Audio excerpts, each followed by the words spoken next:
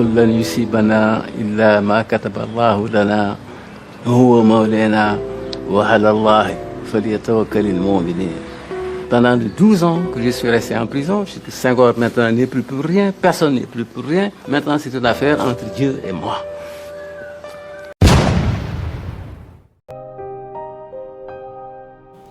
Voix d'un homme trahi par son meilleur ami, mais qui croit toujours au destin. Le vent souffle fort sur Dakar. L'air est chargé d'histoires, de promesses et de trahisons. Léopold Sédar Senghor et Mamadou Dia, deux frères liés par un même rêve, vont voir leur fraternité voler en éclats, broyée par les rouages du pouvoir. La lumière dorée du matin caresse les murs de la Sorbonne. Dans une salle encombrée de livres et de journaux froissés, Senghor, le poète, discute avec Mamadou Dia, l'homme d'action. Ils sont jeunes, ambitieux, brûlés par le désir d'un Sénégal libre. Senghor s'adresse à Mamadou Dia. Un jour, nous construirons un État juste et fort, Mamadou. Un État où les Africains seront maîtres de leur destin. Mamadou Dia réplique, et cet État, Léopold, il devra être entre les mains du peuple, pas des anciens colons déguisés en libérateurs. Leur poing se serre en une promesse. Ils ne savent pas encore que cette poignée de main scelle un pacte destiné à se briser. Dakar, le 4 avril 1960. Les rues sentent, les drapeaux flottent. Le Sénégal est indépendant. Dans une grande salle officielle, Léopold Sédar Senghor est élu président de la République. À ses côtés, Mamadou Dia devient président du Conseil en charge du gouvernement. Le soir, à l'abri des regards, il se retrouve sur la terrasse du palais. Loin des discours officiels, un malaise s'installe. Mamadou Dia dit, Léopold, nous avons une chance unique. Il faut agir vite, transformer le pays avant que la bourgeoisie ne s'empare du pouvoir.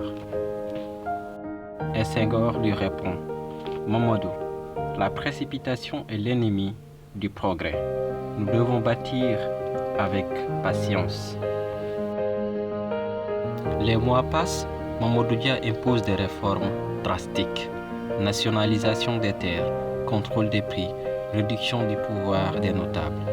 La tension monte. L'Assemblée dominée par les partisans de Senghor commence à le voir comme un danger.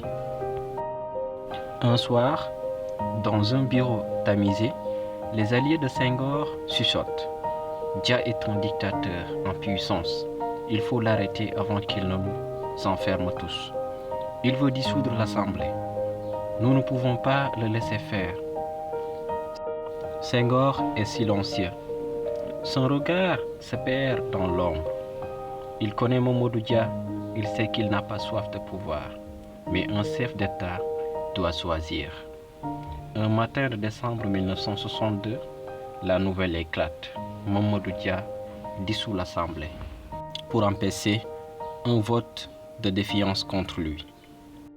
Senghor se lève de son bureau, fixe un instant la mer, puis ordonne son arrestation. La nuit tombe sur Dakar. Devant le palais, des hommes en uniforme encerclent le gouvernement de Mamadou Dia. Il refuse de fuir. Lorsque les soldats entrent, il se lève et regarde son vieil ami. Senghor est là, droit, le regard figé. Mamadou Dia lui dit, « C'est donc ainsi que tu me trahis, Léopold ?» Et Senghor lui répond, « Je ne trahis pas, Mamadou, je sauve l'État. » Mamadou Dia esquisse un sourire amer et dit, « Non, tu sauves ton pouvoir. » Il est amené. Un jeudi de 9 mai 1963, Dia est condamné à la réclusion criminelle à perpétuité à la suite de la crise politique de décembre 1962.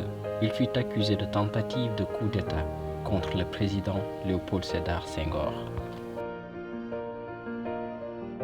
Là-bas, dans sa cellule, il écrit, pense, se souvient. Parfois, dans ses songes, il revoit Senghor, le jeune de la Sorbonne, celui qui parlait de liberté et de fraternité. Pendant ce temps, dans son palais, Senghor gouverne, mais parfois il relit un vieux poème, un poème qu'il avait écrit autrefois sur l'amitié et la trahison.